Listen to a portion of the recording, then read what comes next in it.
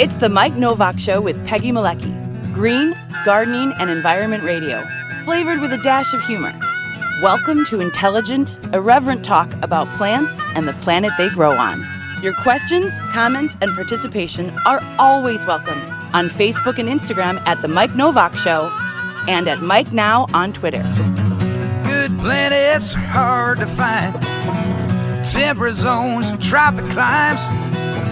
And true currents and thriving seas. Wind blowing through breathing trees. Strong ozone and safe sunshine. Well, good planets are hard to find. Good planets are in demand. Brought to you by Bartlett Tree Experts. Every tree needs a champion. Go to bartlett.com. Jet streams, perfect air. And here they are, Peggy Malecki and Mike Nowak. Well, good planets are in demand. Right.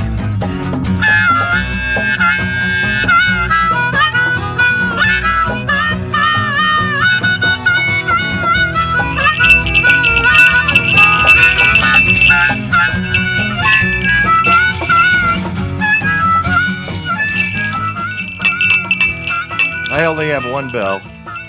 You have the whole thing. I have just. We're all a jingle this morning. Here we are, folks. Wait, I gotta duck down if you're gonna see these guys. You gotta turn your nose on, though. Oh, wait, right. Hey, hey, Rudolph, with your nose so bright. Wait, I gotta wait. I actually have to play that too. Oh, right. It would help if I turned it on. So, all right, hold on. 2 seconds. Get the audio. I have so many audio files I'll just jingle here. while you're doing that. There. Now I can do this. Hey, hey, Rudolph, with your nose so bright, say, won't you guide my sleigh tonight?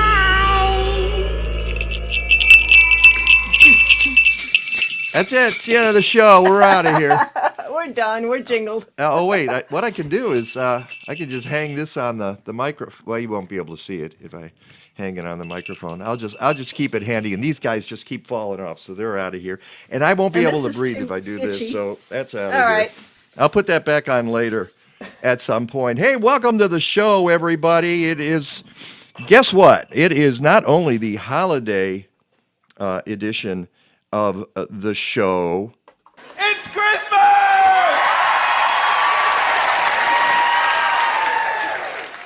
And for a lot of people this year, it's mixed feelings about Christmas. It's kind of hard. It's been a tough year, hasn't it?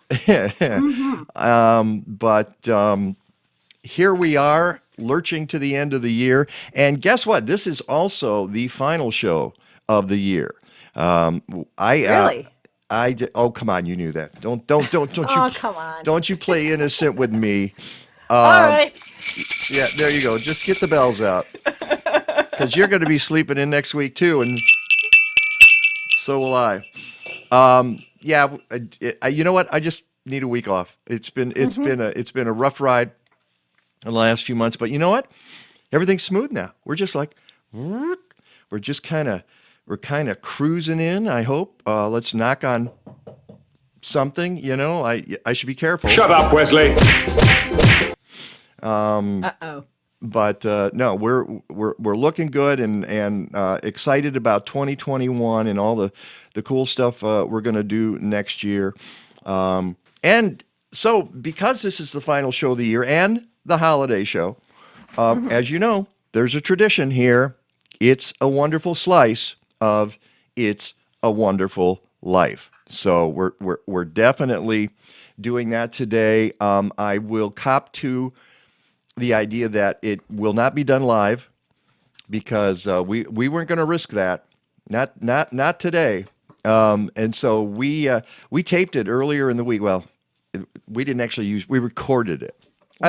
We zoomed it. We zoomed it. I mean, for all you folks who've been zooming way too much this year, we did too. But we were in Bedford Falls when we were zooming. Yeah, you're gonna like it. We've got an all-star cast. Melinda Myers. Wow, She gets a ding. I can't believe she said yes. No, I she really gets a can't. jingle. Wait. Okay. And she's one of our all-star guests, and of course, Ron Cowgill and Rich Cowgill, not related. I didn't even ask him that question this year because it doesn't matter. But they're from Mighty House Home Improvement Show, and our administrative assistant / intern Kayla Delia Reconquista, who's watching, I think, right now and is always helping us with the streams and sending it out to Facebook and the used tubes and the Twitter machine and even the website. Well, that's Kathleen. Kathleen's upstairs, always making sure it gets out on our show page. And the Periscope. And the Periscope. Well, that's the Twitter machine. But nobody knows what Periscope is. Why don't they just call it Twitter video or something? Twitter Live. I don't know. Too easy. Yeah, it would be. And of course, Ellie Sanchez, who is our former administrative assistant and / intern, and she's part of it. And Mary, of course, is played by Peggy. So that is at 10 o'clock. So you got to stick around for that. But before then, we've got a couple of really terrific guests on the show. We're talking first plants. Well, I'll tell you the second guest, and then I'll bring in our first guest. The second guest, Elysabeth Alfano, who is plant-based guru. And all things plant-based. All things plant-based, meaning consuming plant-based. Our first guest is growing plants, and then our second guest is consuming them.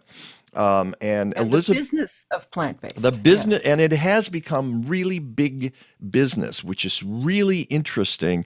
And Elysabeth Alfano has some predictions for 2021 about plant-based business. And she says plant-based business is getting big. So that means that the corporate interests will take it over at some point, right, Peggy? That's the scary part. That's the scary part. So we'll talk to her at 9:30. But before then, let's go to our first guest who's there on her phone at home. See, I thought, Joan Murray, that you would be at work today. Are you going into, she works at City Grange. She is the plant boss. Are you going in today? Yeah, after the phone call. I mean, after this. Right after the phone call. Okay. Yeah. And we've worked with Joan before because we've done live events over at City Grange. I actually did a little caroling there last year with my group, the Frozen Robins. So good. Thank you so much. That's very kind. I'm glad you enjoyed it. And this year, well, 2020 was quite a ride, wasn't it, Joan? It was quite the adventure. We were at City Grange. We had a 3-day business plan for the first few months because we kept pivoting every 3 days because things kept changing. Wow. What's been exciting about this year, I think, for the plant business is that so many people discovered gardening. And we've brought lots of new gardeners into the fold, and that's great. And we should explain that City Grange is a relatively brand new garden center in the city of Chicago. There are 2 locations. You have a north side location on Northwestern. Was that 5500 Northwestern? Not Northwestern the street, but Western Avenue North. At Catalpa. At Catalpa, correct. Yeah. And your second location, which you opened, you kind of previewed it in 2019, and then you were able to be open this year, weren't you? We opened in the late spring, and we're at 99th Street, 1818 West 99th Street in Chicago. And it's a beautiful place. It's an old auto body shop that's been converted to a beautiful plant store and garden center. What is it about you and old auto body shops that you convert into garden centers? We like to make things new again and to make things beautiful. And I have to add this lust for gas stations I've inherited from Lamanda Joy. She's the person who brought me down that path.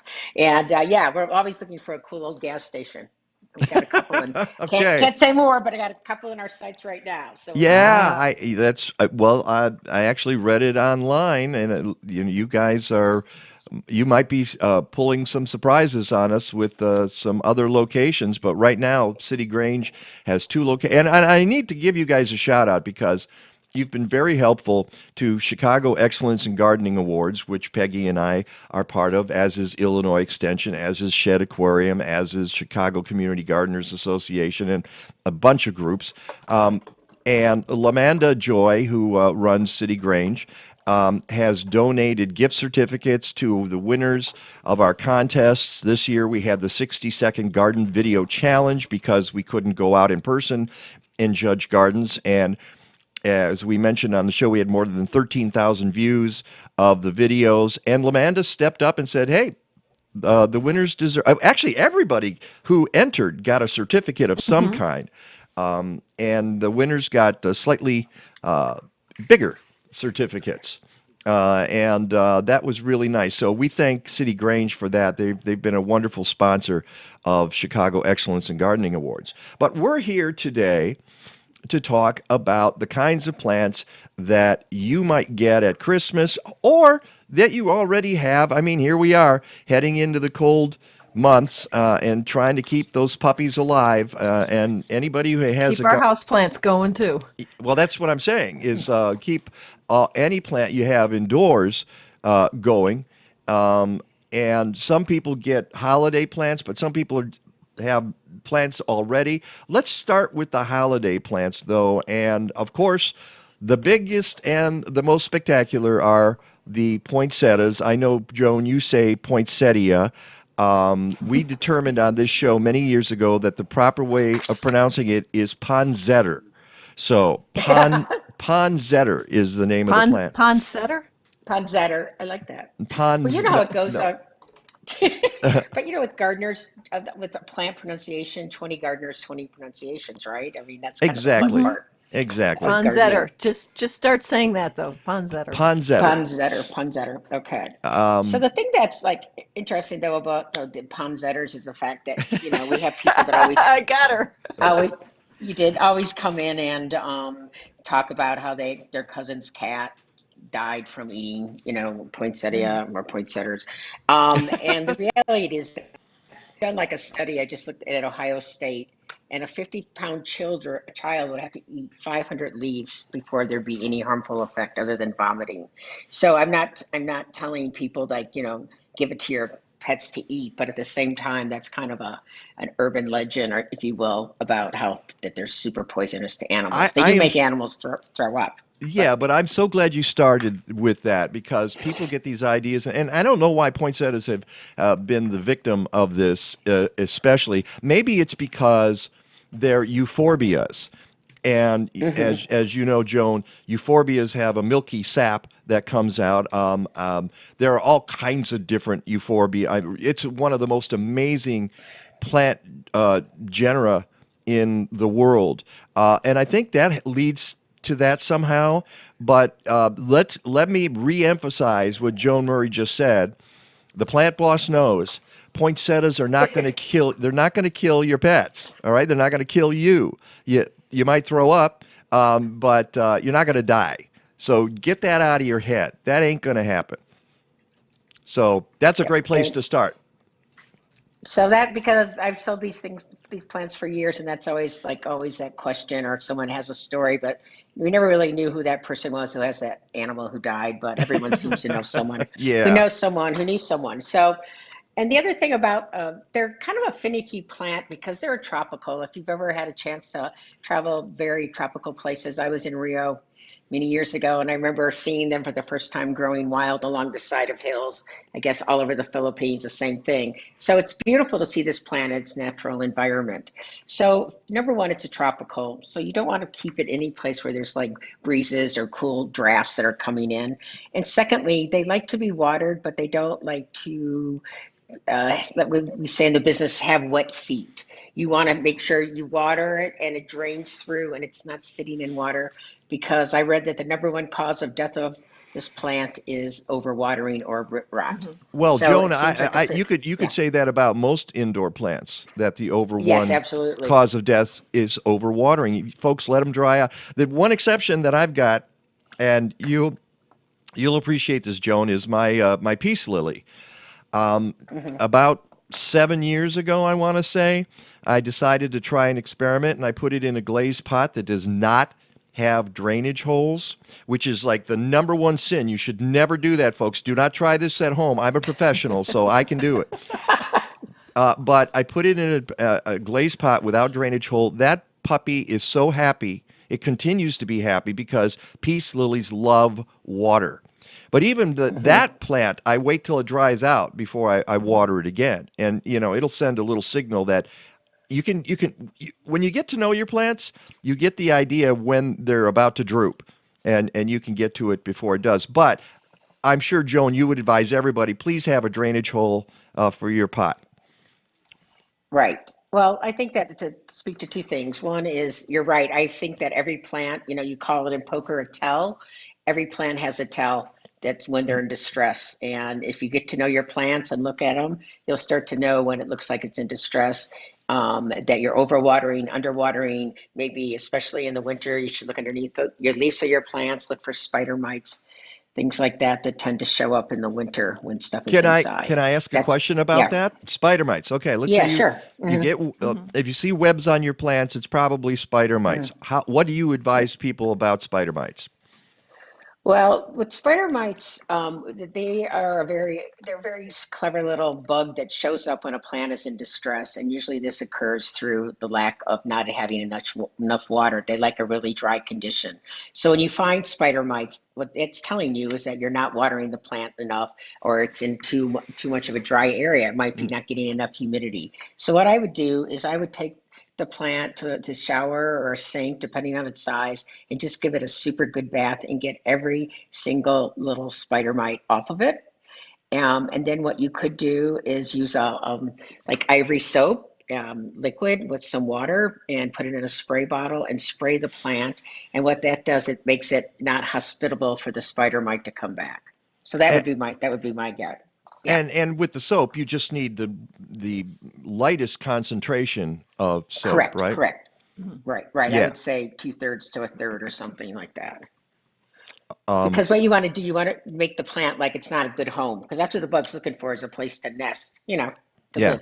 Yeah. Well, if you sprayed soap on me, I actually might like it, but it's, But you're not a spider mite. I might need it, as it turns out, especially during the pandemic.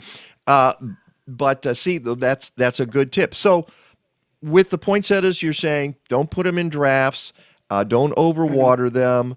Most plants, please don't overwater them. What about light for your poinsettias? I guess, with the poinsettia, it's sort of like a cut flower in a way. I don't think you're going to buy these thinking you're going to have these last forever. So light is important, but it's not vital. So I would say just some direct light, but it doesn't have to be your optimal light versus, other houseplants that need that to survive. It can just have some high light would be fine. Yeah, but you know what, Joan? People out there, like me, like you, they hate to kill a plant. And there are people who will keep their poinsettias alive, and there are people who keep them alive for years, and then they become these sticks in a pot, that they're alive, kind of, that they don't bloom. What do you advise for somebody who, I actually know people who'll take them outside and put them in the ground, sometimes in the whole pot, for the summer, so that they get good light and some nutrients, and then they bring them back in.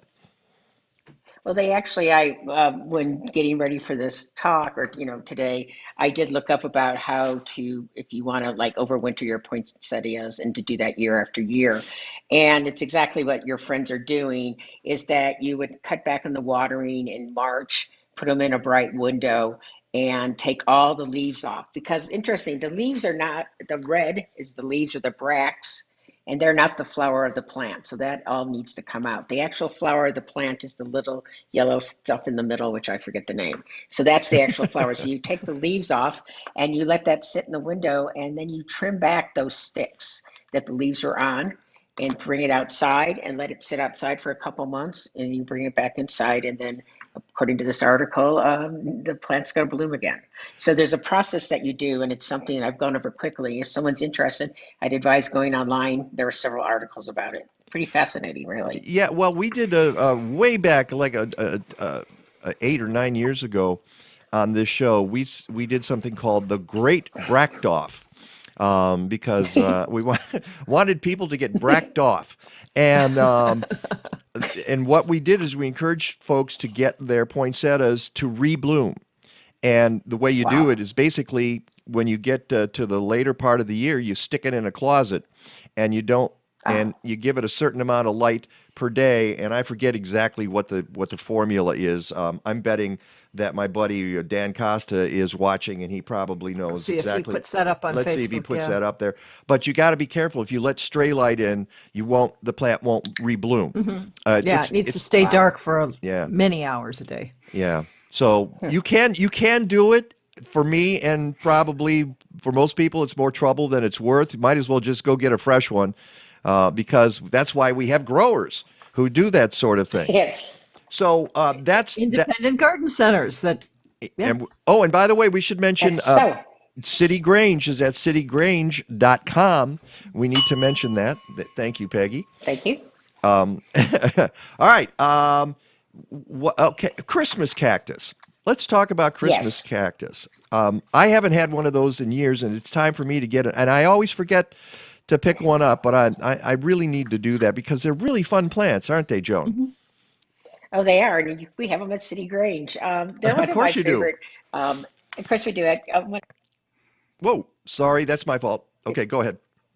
Okay, it's something that's definitely grown. This plant has grown in popularity through the years, and they're really pretty easy to take care of. You need to put them in a really kind of bright light, a bright window, because they are a succulent. They hold a lot of water, and you only water them when they're dry. You don't want to overwater them.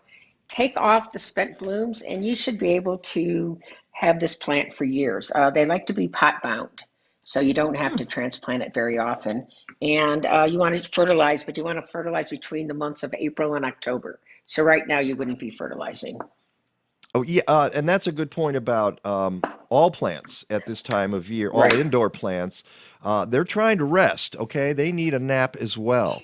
So if you're pumping nutrients into them, they're not going to respond well because there's lower light, there's lower humidity. They really they don't have any energy. They don't know what to do with all this food you're giving them. So this is not a good time to feed a plant, Joan.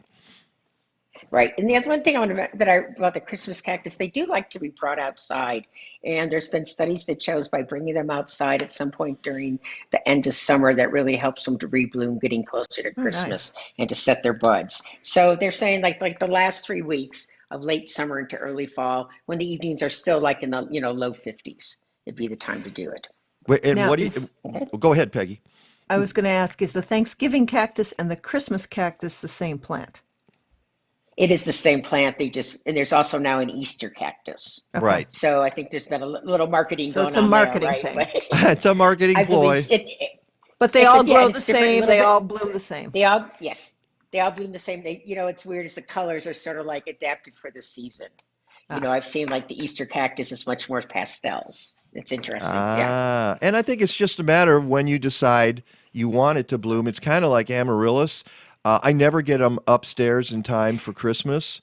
And they're still sitting in my basement, and I'll pull them out at the beginning of the year. But actually, that's good because then I get them blooming in February, and when you need some color and you need some cheering up. So let's, and I'm going to have to get to a Christmas cactus or Easter / Thanksgiving cactus soon. Valentine's cactus. Right, exactly. And so what was that tip again, Joan, about the Christmas cactus outdoors? Okay. Because the thing that, all right, well, of all the plants that I researched today that are what your Christmas plants are that you find at, garden centers, the Christmas cactus has the best chance of surviving for years. And what they say, I'm just going to go over the care, is that you're going to put it in a bright window, only water it when it's dry. and you check and see if it needs to be watered every 7 to 10 days. Okay, so that's how you keep it alive. Now, if you want to get the plant to rebloom, you're supposed to take it out at the end of the summer, early fall, and leave it outside for about 3 weeks. This will then encourage the plant to rebloom, and you'll have blooms at Christmas time. And I think I And it remember says, why that is, yeah, because it's temperature sensitive. Yeah, I think it has to do with the mm-hmm. temperatures, and that induces the buds and the blooming. That makes sense. Well, it's just the way like hydrangeas set their buds in the fall for the spring. Yeah. It's just a time the plant needs to set its buds. Yeah. Okay. Why the audio keeps going off when I do that? All right. Let's move on to amaryllis, because we were talking about that, and here's Yes. something you need to know about. When you buy an amaryllis, you're not buying an amaryllis. You're actually buying a hippeastrum, because that's the genus. Amaryllis Right. it consists of one plant that's a South African plant, and that's not what is sold here. The ones that we buy are the ones from Central and South America that have been cultivated, and there's like 300 varieties of them. And everybody calls them amaryllis, but they're really hippeastrums. That's just something to amaze your friends with, a little fact for the party that you won't be going to this year. When you're just dropping your Latin terms out there. Yeah.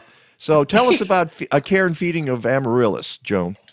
Well, amaryllis are a great plant, and I agree. I usually plant them and have flowers around Valentine's Day. I never get them at Christmas either. But the one mistake people make with amaryllis is they put it in a pot and then stick it on their coffee table where it doesn't get enough light, and then they grow weakly or they don't grow nice and straight. So the one thing about the amaryllis is please put it in a bright light, and you want to turn the pot every few days. That way, that'll encourage the flower and the stem to go nice and straight and tall. Mm-hmm. And the soil likes to be keep evenly moist, more so than other bulbs. It doesn't mean it should be sitting in damp soil, but don't let it go bone dry. So that's my tips about the amaryllis, and about that idea that, so with your amaryllis, you just stick them down in the basement, Mike? Mm-hmm. Well, what I do is after they're done blooming? Yeah, when they're done. Well, Yeah. No. What I do is in the spring, I take them outside. I put them in the yard, like Mine all are the outside other. all summer too. Yeah. Right, I leave them outside all Yeah. summer, and so they get the natural watering and the sun, and then I bring them into the basement just as it's starting to get cold, and I'll let them dry out and have a rest, and then I bring them upstairs and water them, and voila. And I love your tip about put it in a bright light, but you got to turn it. Yeah, and you'll notice because the stalk starts to bend towards the light, and if you want it to go up straight, that's and you might need to stake it anyways for the super tall ones because the blooms are so heavy. Right. Yeah, that does happen as well. So great tips. All right, I have to bring up a plant because Dan Costa is watching, and he said, by the way, a pot without a drainage hole is called a flower vase. All right, thanks, Dan. Thank you, Dan. But he also said he talked about the poinsettias or ponzetters. Needs at least 14 hours of darkness out of every 24. Start around Labor Day. Oh. Start around Labor Day till color show. So if you haven't done it, you're not doing it this year. So 14 hours of darkness out of 24. But he said you've got to mention cyclamen. Now I don't know if you have that on your list, Joan. I do. Good for you. Tell us. I do. There, I have a big list. Well, Cyclamen, yes. this will be our last plant of the day. So tell us a little bit about a cyclamen. Well, a cyclamen's a great plant because it's a cool season plant. It can tolerate temperatures into the 40s. So which is good for people that have like a drafty windowsill with, decent light. That would be a good place to put a cyclamen. And they can bloom up to 8 weeks with the right conditions, and this is something that you see at all different places. And they've come out with some really beautiful colors. We have some really beautiful and red ones that were just gorgeous that came in. It doesn't like warm drafts. And the other thing about a cyclamen is deadhead it. Take the spent flowers off, and you want to water from the base. So, put it in a bowl or something and let the water come up. The leaves don't like to get water on them. So that's my cyclamen. Those are great tips. Go ahead. No, you go ahead, Joan. No, I was going to say the one thing I wasn't fine. No one seemed to have any stories of success of getting these to rebloom. So I don't know if Dan, maybe this is a challenge that he can come back. Well, there we go, Dan. Well, it seems like he likes that kind of thing. And before we go, I have a story for you about cyclamen because there's There's hardy cyclamen, which you can grow in your yard. Right. And don't confuse that with florist cyclamen, which most people are going to buy at City Grange and other places, because that won't survive our winters here.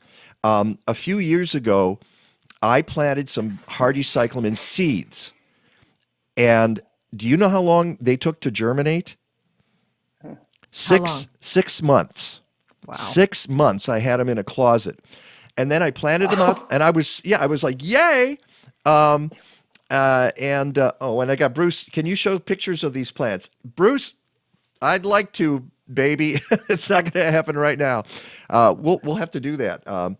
Anyway, so I planted the hardy cyclamen outside, and then they went dormant one year. I knew where they were. I dug them up. I was going to transplant them to a different area, put them in pots, did not label the pots, lost track of these plants that I had germinated for 6 months and never saw them again. And it broke my heart. But that's a lesson to everybody. Please label your plants when you're transplanting, because tragedies like that can happen.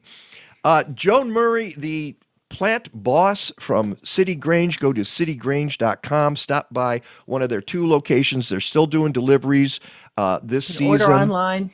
Yeah, You're still doing Christmas tree deliveries too, right? Yes, we are, but they're going quick. Okay. If you need a tree, get online right away. Okay, fantastic. It's such a pleasure having you here. We'll do it again in the future, and happy 2021. Let's get out of this year and move on to the next one. What do you say?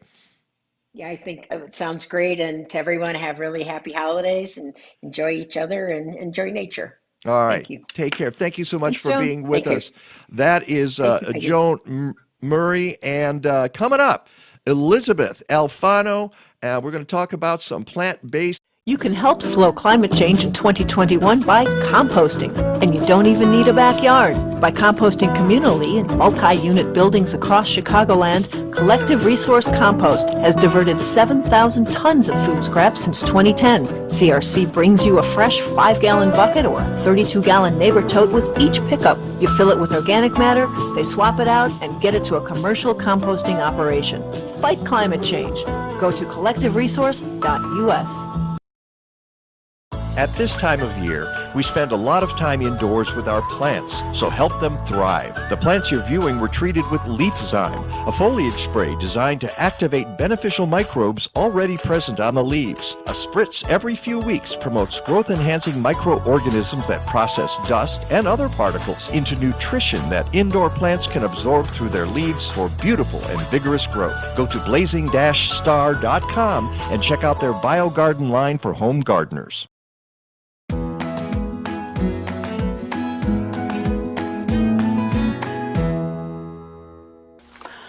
Hello from Happy Leaf. This is BJ Miller, the horticulturist here on staff. Now that we've put away our gardens for the winter, it's time to start indoor gardening. The best way we can help you be successful with indoor gardening is to provide you with a really great grow light. There are a lot of choices on the market, and it can be extremely confusing to decide what you need.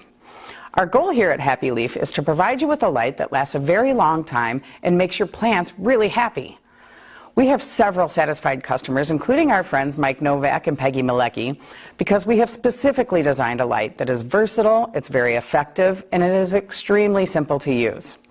Our lights are perfect for seed starting, but you can do so much more, especially these months of the winter. You can supply yourself with your own leafy greens and herbs, grow lots of different types of vegetables, keep your small fruit trees thriving, and your houseplants will think you've sent them for a day at the spa.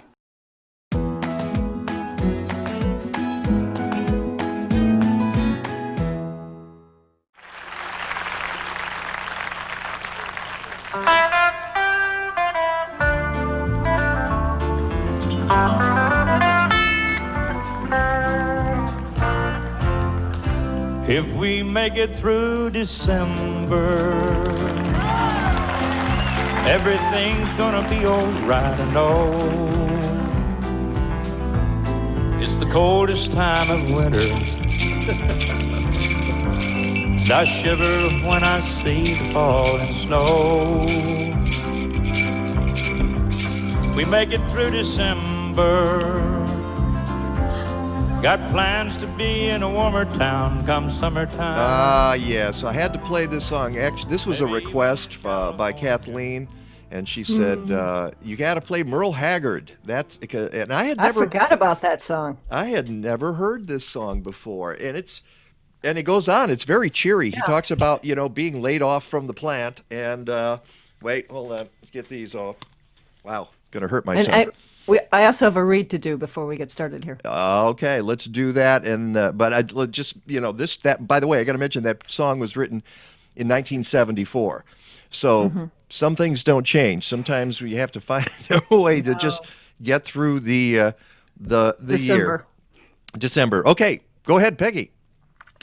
McHenry County College's Center for Agrarian Learning continues to create opportunities for folks to learn about growing food and working with the earth. In January, Atina Diffley, organic vegetable farmer and author of the award-winning memoir Turn Here Sweet Corn, Organic Farming Works, will be presenting 2 workshops of 2 sessions each. Both feature valuable skills for new and established farmers. The first is Record Keeping Made Easier, Strategies and Systems. This is going to be held on January 13th and 20th. The second is Crop Planning for Market Needs and Profitability, which will be January 27th and February 3rd. Now, as part of your registration, you'll receive either the Wholesale Success Manual or Direct Market Success Manual, an $80 valued, and those are published by Family Farmed, which is supporting these workshops.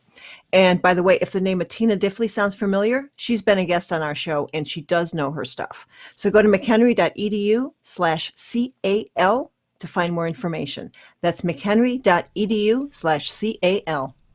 Someone else who knows her stuff is sitting there in the lower left corner of your screen, and that's Elysabeth Alfano, who is the plant-based guru and businesswoman.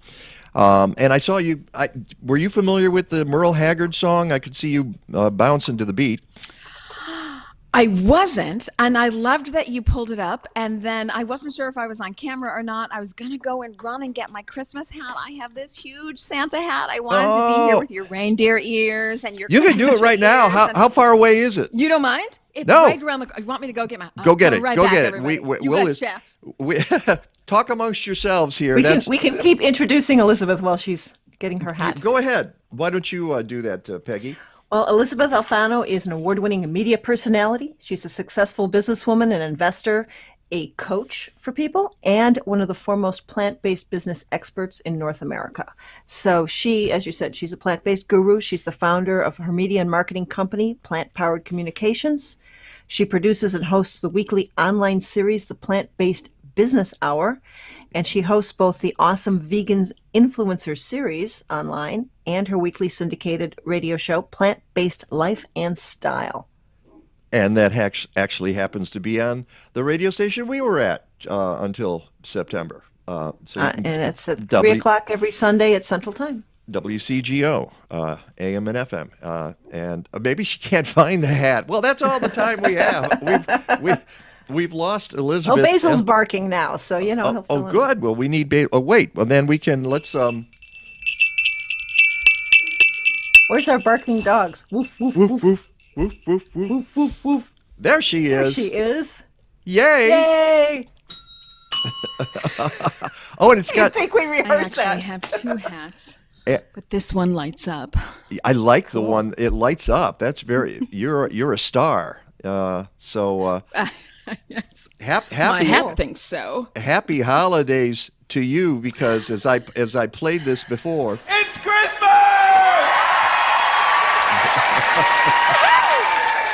Gosh, we've earned it. you know what? We really have. What a year it's been. All right, you're going to get a close up. Here's your close up, Mr. DeMille. There's Elysabeth Alfano, and you can go to elysabethalfano.com. Don't forget that you can do that to find out. Elysabeth. Yeah, and we have it spelled out there. Welcome back to the show. The last time you were with us, I believe, was about a year ago. Just when you were getting started at WCGO. But so thank you. And wow, what a ride 2020 has been, Elysabeth. Oh my gosh. So in so many ways. So first of all, not correction, but just I like the way the last guest rolled with the plant boss. So I'm going with the plant-based boss. So I like that a lot. Cool. So we're getting rid of guru. We're going with plant-based boss.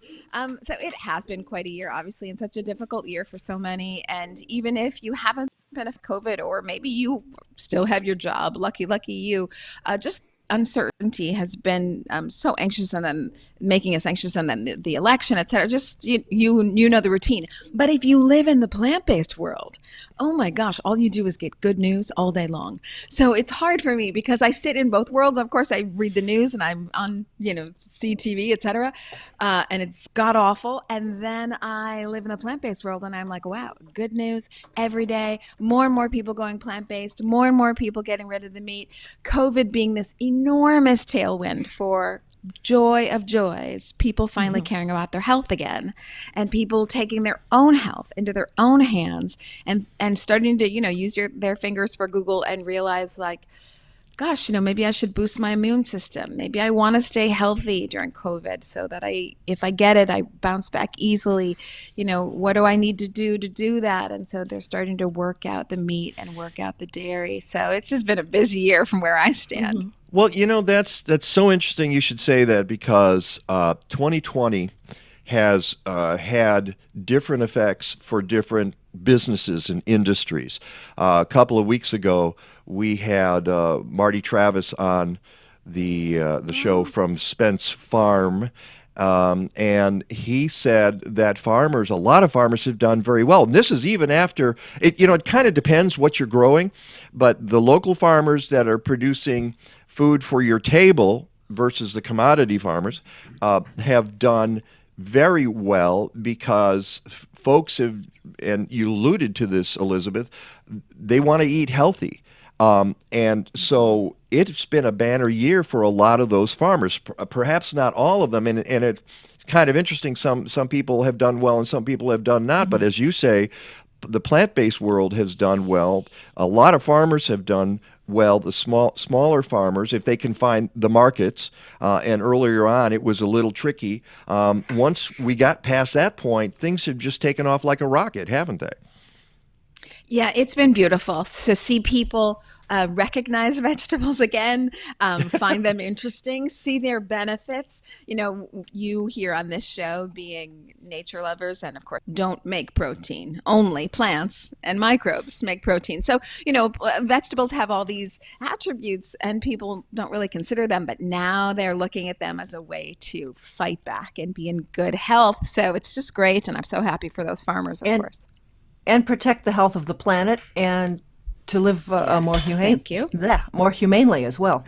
Well, yeah, and that's something that Peggy wrote in the blog, and I will give Peggy props for that. She wrote the story about you in the blog. You can go to MikeNowak.net, and there's this story from Package Facts. And I don't know whether you gave that to us, Elysabeth, or you found it yourself, Peggy. More consumers than ever before want to eat plant-based foods because, one, they think products that come from plants are healthier. Two, ongoing publication of news stories about animal abuse and poor conditions at industrial farms is causing people to think more about where their food comes from. And three, concerns about climate change are leading consumers to question whether meat is a part of a sustainable diet. And that's the stuff we've been talking about forever on our shows. And so it shows it's finally entering folks' consciousness. Yeah, it's really wonderful. And I'll add to that and say particularly, so Packaged Facts is a wonderful source, and there are so many. That has been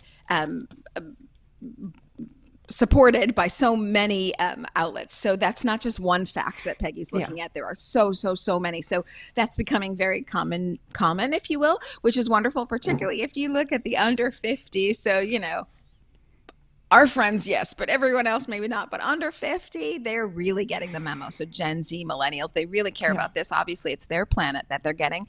They want it to be better than it is today. They have very low tolerance for companies that are abusing it. And animal agriculture, as noted by the UN, the leading source of climate change, more than all transportation together.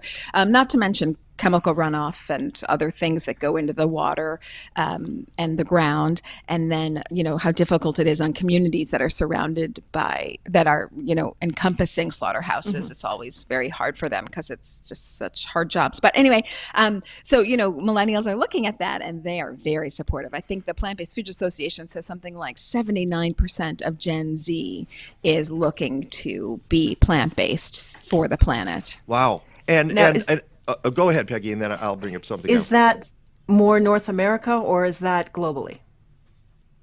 No, I believe that that's globally. Certainly, America is a leader, but we are not the leader. I mean, the UK, puts us to shame. Yeah. Really? Absolutely huge. Yeah. Oh, gosh, yes. Yes. Wow. And then there are, cities all over the world. Warsaw's becoming a really big one. Israel, Tel Aviv, huge. So there's many hotspots all around the world. Lots of innovation going on in Holland and Singapore. You are on the map. Singapore. Just so much government investment there. And so you're seeing people really care about the environment, their health, and as you say, animal welfare. And that's a new one. People haven't really been putting that on their roster before as something that they were willing to say, I know what factory farms are and they don't align with my values. And very few people would say that they would. And I think that's because they didn't have a choice before. They sort of felt like, well, shoot, if I give up this stuff that's not good for me, saturated fat, cholesterol, we're talking about meat. If I give up meat, what's my option? And now they have options.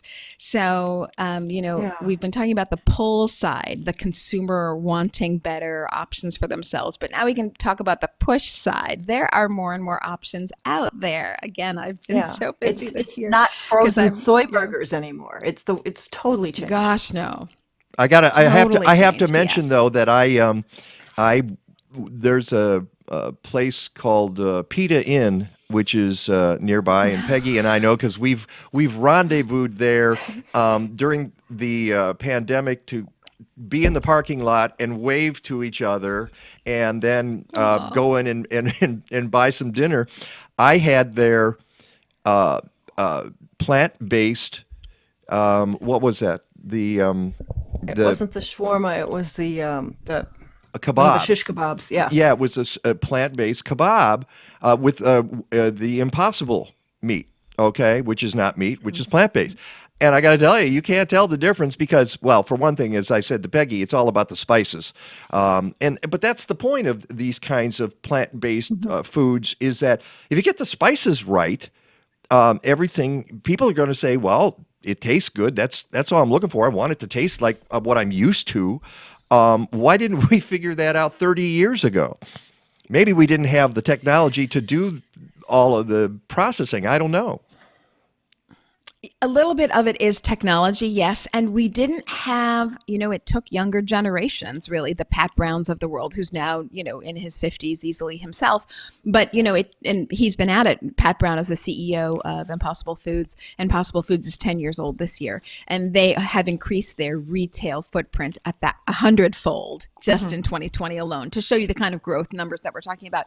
But, it would take somebody like Pat Brown, Ethan Brown, CEO of Beyond Meat. And by the way, folks, there's so much more out there than just Beyond Meat and Impossible Foods. So, you do have many options besides those two. But, it takes younger generations to say, I see the writing on the wall for the environment, for people's health, and for animals. I'm going to innovate something else. So 10 years ago, both of them in their late 30s, early 40s, they started on these things. So I think it's the changing times, and it's definitely the technology. I mean, Pat Brown is a scientist first, then a businessman. So, it takes these kind of brains. And, hats off to America, really, for saying, hey, this is all about innovation. And if you want to be a part of the future, you are going to have to answer that food question, because as we go from 7.6 billion people on the planet to 9.8, and that's probably low, according to the UN, you're not getting more land.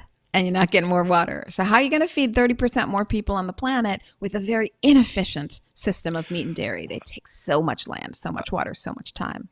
I wish we would start paying attention to our population growth. I've been around long enough to remember when ZPG, zero population growth, was a thing in the early 70s, and we were worried about it now. And then suddenly it was like, oh, I know, well, we got all the infinite resources. We don't have to deal with that. We need to address that as well. In addition, this is a finite planet. We have finite resources, and unless we look at that, we're going to be in a heap of trouble. But that's another area altogether. One other thing I want to mention about the meatpacking plants and the CAFOs. One of the things we learned this year about some of those big companies is that not only do they treat the animals poorly, they treat their employees poorly. They put them in situations where they were going to get COVID, and they didn't care. They just didn't care. And anybody who wants to buy something from that company should realize that those people behaved immorally this year. They killed people. They put people at risk. They were doing bets about how much COVID would be in plant. I mean, it's despicable. Vote with your dollars. Yeah. Vote with what you're buying. Yes. So that's partly what I think this revulsion at the way those people have been treated is fueling this. So we've got a few minutes here, and you have come up with a bunch of predictions for 2021, and we're not going to steal them because I know you're going to be releasing them in a few days, and you should go to ElysabethAlfano.com. You can see it right there on the screen. But I wanted to talk about a few of the predictions you have because they're very interesting. So one of which, at the top of the list, plant-based seafood is to 2021 what plant-based burgers were to 2019. Really? So they're going into the seafood realm, eh? Oh, gosh, yes. I just want to quickly wrap, though, on that last thing. Just like Peggy said, please vote with your dollars. If you had any sort of moral inconsistency to watch those companies put those people at risk and then say, like, yeah, and then you're going to leave this plant potentially with COVID and go into your community and with your kids and your school systems, and we don't care. So if that bothers you at all, you vote with your dollars because you ultimately are in control there. Just like you are with your health, you are in control of things like the planet and animal ethics and welfare if you care about those things with your dollars. Almighty dollar, love it. Yes, plant-based seafood, that's where we're going in 2021. You are going to see so many options. Now the tricky part is, and we're addressing this as well, I say the royal we because I do so much plant-based business consulting. The tricky part is, it's not Brooklyn and San Francisco that needs plant-based seafood. They got the message. It's Arkansas and Tennessee and all these places in the middle that are looking for options and they don't have them. There's a nice report by a Billion Veg app that shows how consumer demand so outweighs the supply. So the real problem for plant-based foods is that we don't make enough of it to meet the demand. And that's because, as you were saying before, alluding to technology, plant-based does require different machinery, different know-how, so it's not that easy for small plant-based brands to scale up, and not everybody, if you're a small company, can afford to build your own $70 million plant. So we're starting to see finally more investment dollars come into this space. And to get into the stores. But a lot of folks are going direct to consumer now, COVID again being this unique tailwind that has put the plant-based business so well positioned in the market. But you are seeing enough brands beyond Meat and Impossible Foods do well enough that they can now invest in their own factories. So you're seeing more and more production come online, which means you are going to see things like plant-based seafood make it from coast to coast and, of course, around the globe. So, plant-based seafood have you tried any of that? Have you tried some of the? Sure have. 100%. So Good Catch Tuna, shout out to them. I love them. Save to Sea, smoked salmon out of British Columbia. I love them. The plant-based seafood company, scallops and shrimp. I love them. This is just a couple of them. So yes, great stuff. Wouldn't even know the difference. And I think most people, if people shy away from the facts that we all know about factory farms, they don't shy away from the fact that our oceans are dying or dead. Everyone's got that memo. Everyone's pretty clear on that. And so it's very easy for people to wrap their minds around, oh gosh, we need a plant-based seafood alternative. So people have less resistance there as well. They can't envision what it is because it's confusing, but they really recognize the need pretty quickly. And there's not much education for that Yeah. needed. And something like Good Catch is pretty easy to find at this point already. I know Thrive Market has it. I've Good seen Catch it is at stores. Good Catches everywhere. And Yeah. they have a packaged tuna, but they've also come out with fish burgers and crab cakes. And yeah, so awesome. And you also say, and I have to bring this up because this will get some people really excited, plant-based bacon. It's bacon! Yes. What about that? Is it? Yes. Tell me about plant-based bacon. Well, so the exciting thing here is it's all about innovation. So when you have meat and dairy, there's nowhere to go. You've reached what you're going to reach, and if there's any innovation, it ends up being more on the animal abuse scale of doing things faster, quicker, with less, and et cetera. Okay.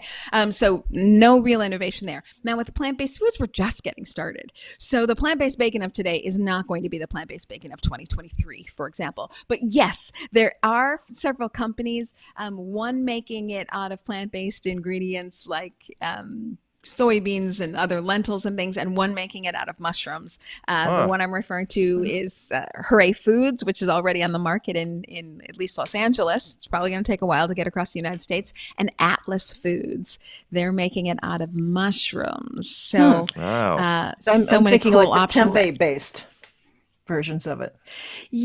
No, it's not going to taste anything Yeah. like that, Peggy. It's very different. Yeah.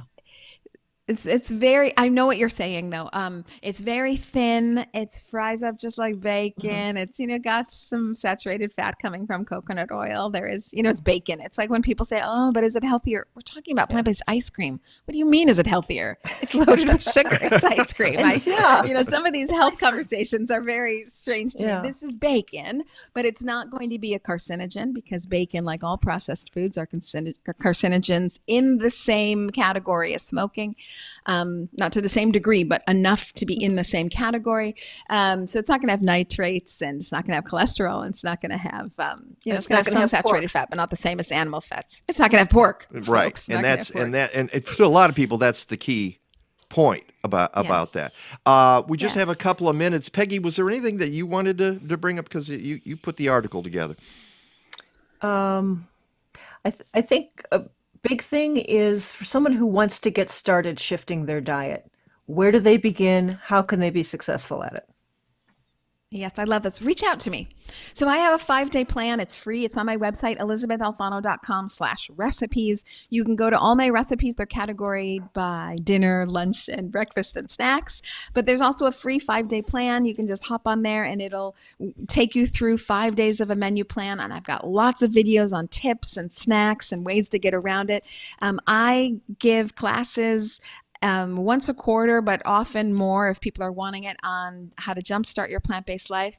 It's usually very simple. It's a question of getting out the things that are bad in your kitchen, just reorganizing that kitchen, putting in the things that are good so that you have the tools ready needed so you can just start grabbing things that are good for you rather than not, and just kind of wrapping your mind around a small shift. So as we come to New Year, New You, and a lot of people are looking to get their health back in their own control and maybe lose some weight, which is always a bonus. It's really very easy, but I'm really happy to go through this with people. It's a pure joy for me. So reach out to me. And I have one question. We have about 30 seconds. Maybe you can address this a little bit. Are you worried, because you talk about the business side, and we got to have you back to continue this conversation. Are you worried about big business taking over these smaller companies like the Impossible Burger? I've read about that being bought out. And so, we start this industry, and once again, it gets co-opted by big business, and it doesn't become what it started out to be. Does that worry you? To some extent, yes. I mean, Impossible Foods, they are not selling. They're so mission driven. They're so ethically motivated. They are not selling. And they're pretty big themselves. They're gonna make it on their own. But there are smaller ones, most definitely, and they do end up selling to larger corporations. It's something we have to keep our eye on.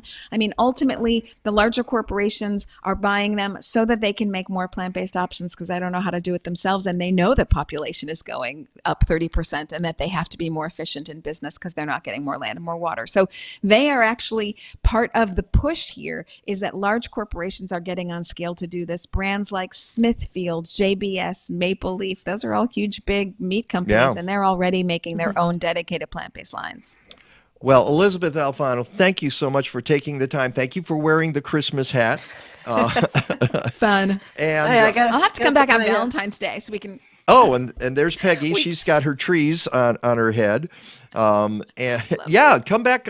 You tell us when you want to come back. Then can wear something else. And, exactly, but and then we want you to keep us informed as the plant-based world moves forward and into 2021, which we all hope is going to be a much better year than the one we had. Well, as you said, it was a good year for that, but it's still been a tough year for everybody. So thank you. It has been. Go ahead. It has been, but there's so much hope there as well. I mean, I see the empowered consumer, really, as Peggy was saying before, that they are using their dollars to vote. It's wonderful to see them come up with a vengeance and be very strong and kind of take things back. So very exciting. But I am more than happy to be your plant-based go-to. So I'll be the plant-based correspondent for the Mike Nowak show with Peggy Malecki. Yes. Right, the plant-based desk. But what was I'll report for you every month. But you are the plant-based boss. Oh, totally.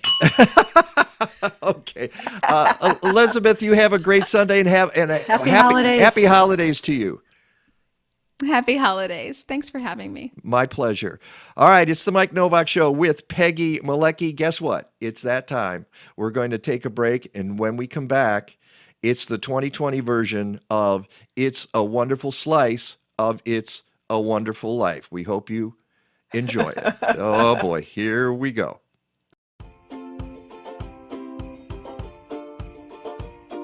A big hello.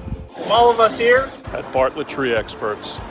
Whether we're up in the trees, on the ground, in the office, or in the lab, we really do love our work. We feel so lucky to share our passion for trees with you. And we want to say thank you for choosing us as your tree service. We look forward to working with you in 2021. Season's greetings. Feliz Navidad. Happy Hanukkah. Merry Christmas. And Happy New Year.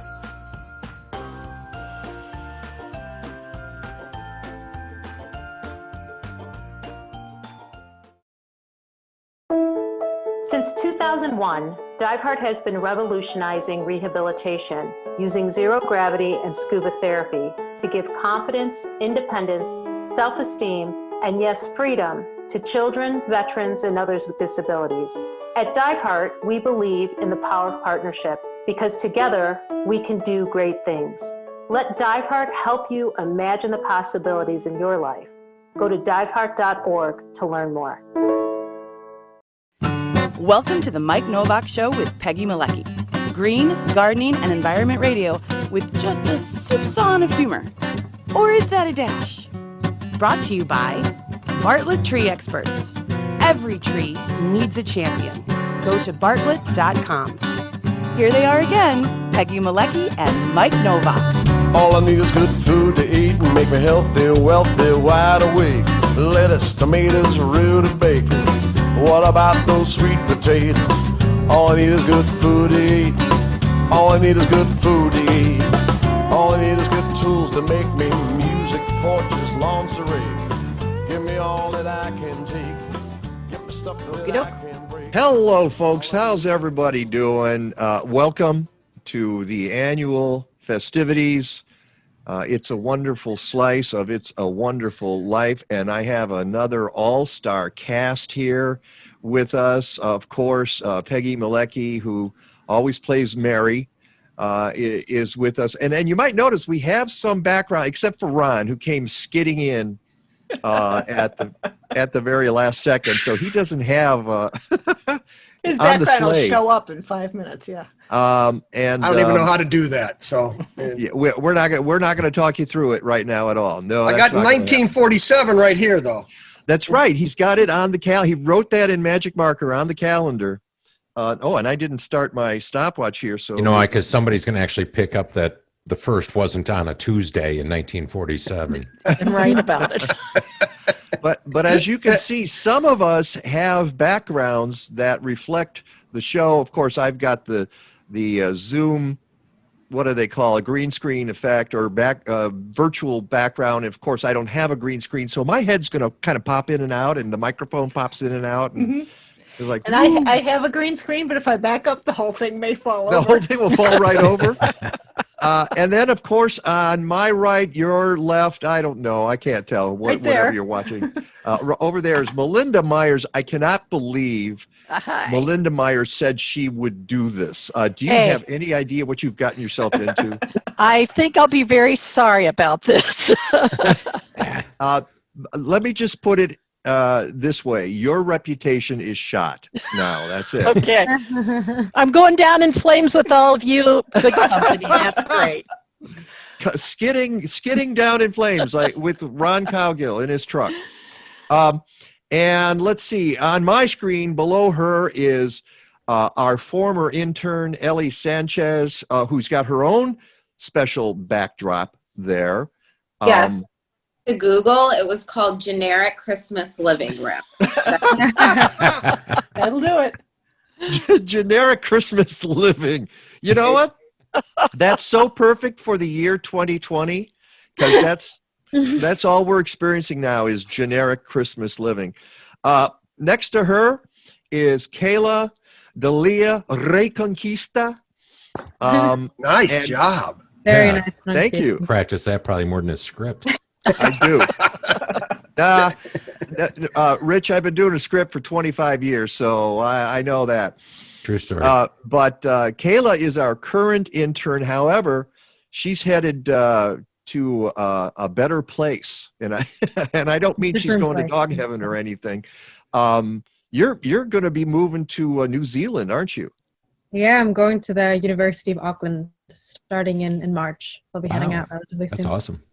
That is wonderful, and you will be leaving our COVID-infested world to go to a place where it pretty much does not exist.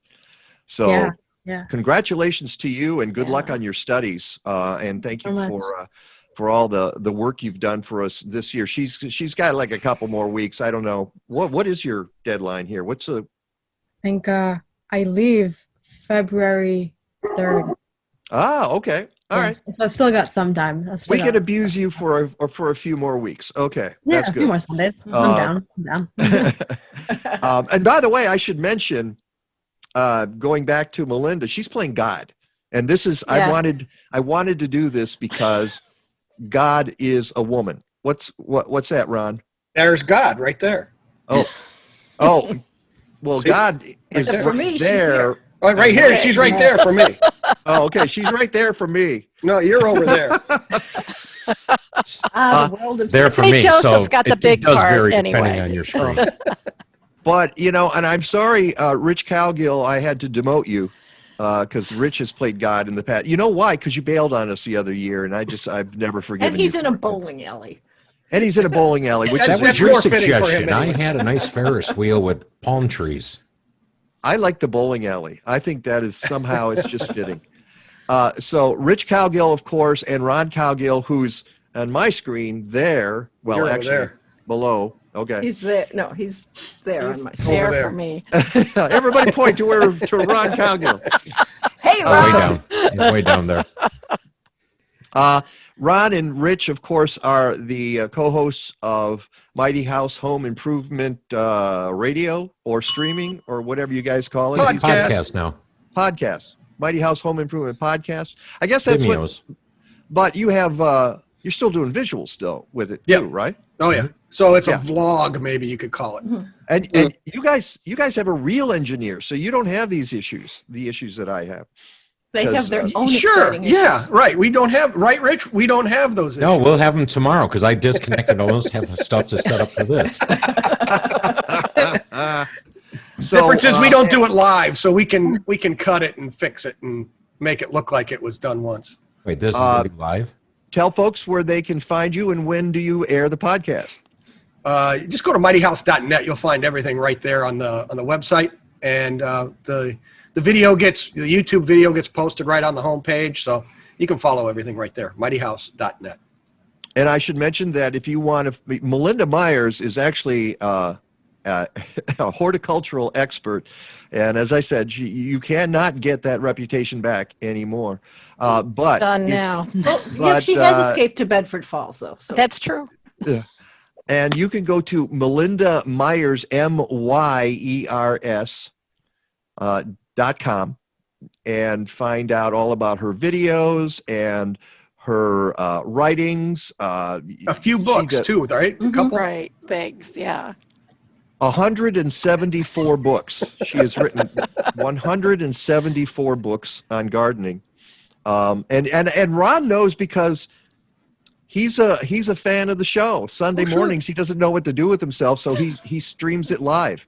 Yeah, I sit there, I pay bills, I listen to the show, and drink coffee. No, I don't do coffee, but that's okay. And then he types in comments like, "Hey, you guys need a real engineer." Right. Yeah. Real important. I help out a lot. Real constructive, Pops in posts with, that I put in there. thank you, Mike Nowak, on occasion. Yeah. Correct. Yes. Thanks, Mike Nowak. I wish I could play it. Maybe I'll throw it in. I probably will. Thanks, Mike Nowak. So what we decided was we couldn't do this live because we knew it would be total crash and burn. So we always do it live. Just do it live.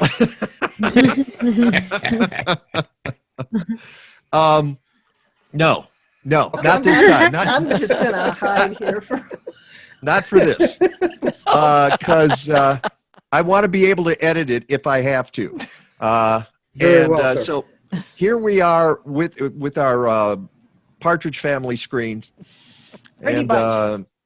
What? Brady Bunch. Brady Bunch. That's it. Same thing. Same show. We can do this and this and Brady this. Bunch. And... Yeah, a different bus. That's all. Yeah. Yeah, exactly. Same songs, same show. Right. Brady Bunch. Screen. Well, actually, it's more like what's the X and O show, the TikTok. Oh, Hollywood Squares. Hollywood Squares. Yeah, except we're missing two on the Stars. sides here. Stars in general. Yeah. Yes, we're See, missing it shows you- stars. It's just us. So I should, as I mentioned, we've got Melinda Myers playing God and a few other roles. Rich Calgill, St. Joseph. As always, Ron is Uncle Billy. You are Uncle Billy forever, Ron. You know that. Excellent. I'm there for you, brother. And Kayla and Ellie playing assorted family members and the occasional guy on the street or something like that. Who knows? And of course, you'll have to forgive us for Zoom cutting off voices while other people are speaking. So my advice to you guys is try not to overlap too much. Don't I don't expect you to pick up your cues anyway. So that's a good expectation. Very realistic. Very low. Keep them high. That's it. That's right. So are y'all ready? Ready. Ready. Ready. Yeti. I like that. Yeti. No, I'd be my microphone. It's a Yeti. All right. So stand by, folks. Here we go. Once again, who knows why I do this, why I put myself through this, but it's the yearly presentation of It's a Wonderful Slice of It's a Wonderful Life. Hello,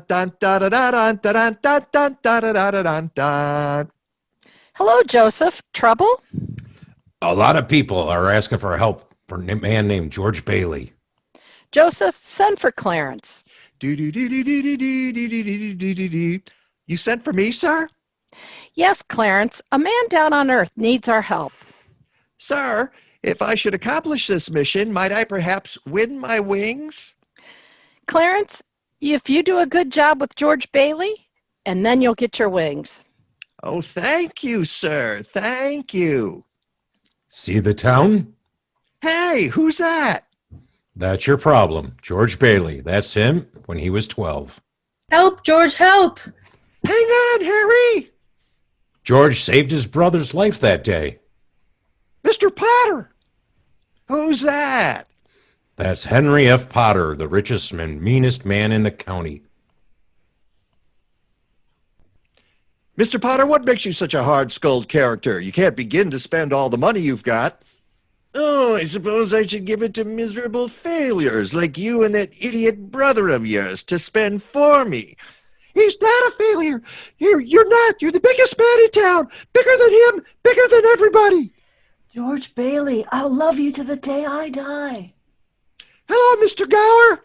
Plants, capsules. Don't hit my sore again. Don't hit my sore again. Genuine cowhide. Combination locks. I even got these brushes right here. Combs. No, all kinds no, of stuff. No. I want a big one. Good afternoon, Mr. Bailey. Hello, Violet. Hey, you look good. That's some dress you got on there.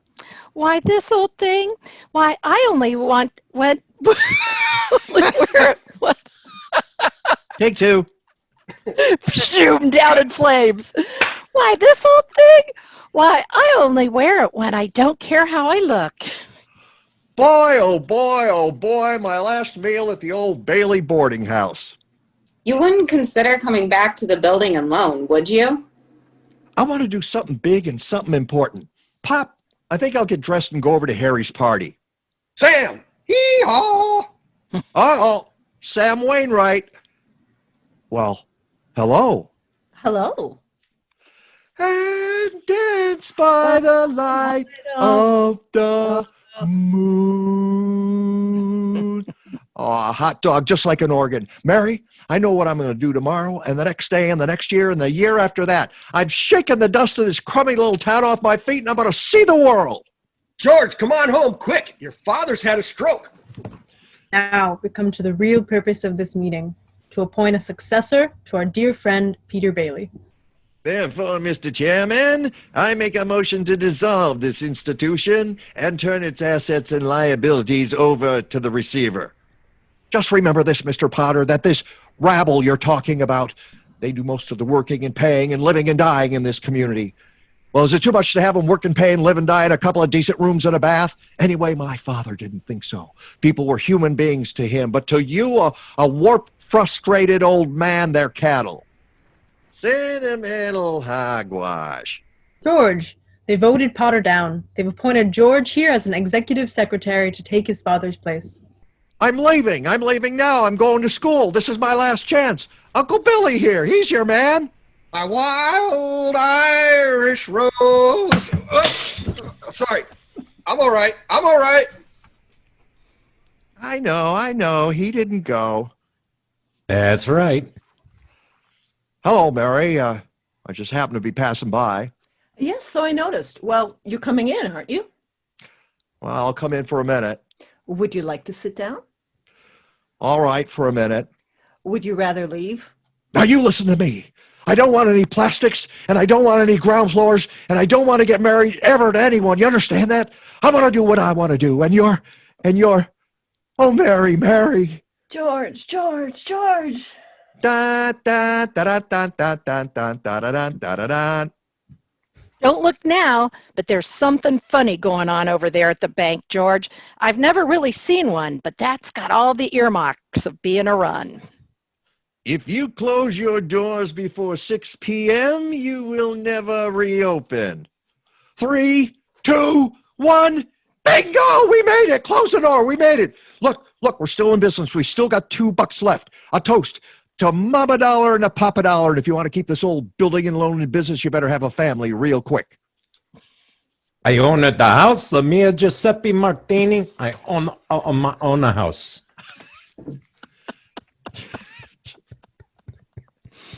Bailey family's been a boil on my neck long enough.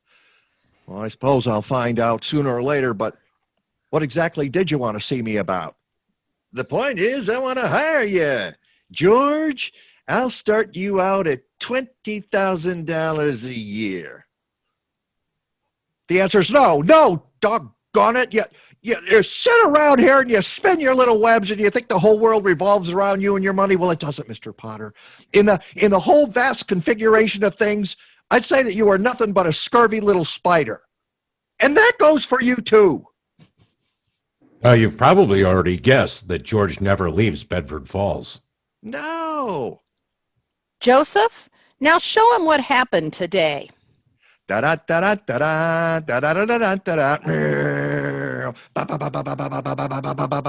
here's the best part. Okay. $8,000. We've got to find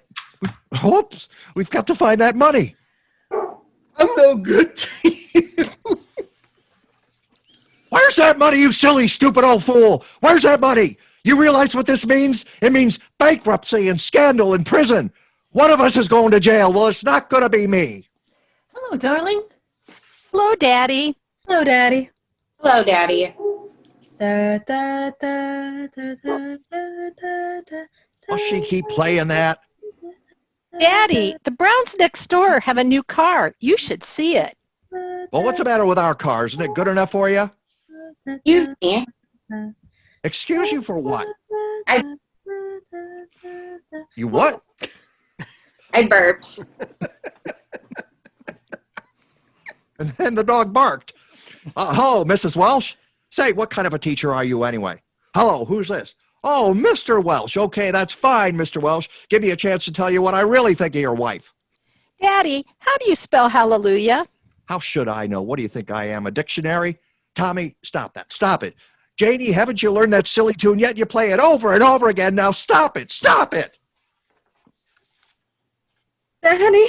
Well, what's the matter with everybody? Janie, go on. I told you to practice. Now go on. Play.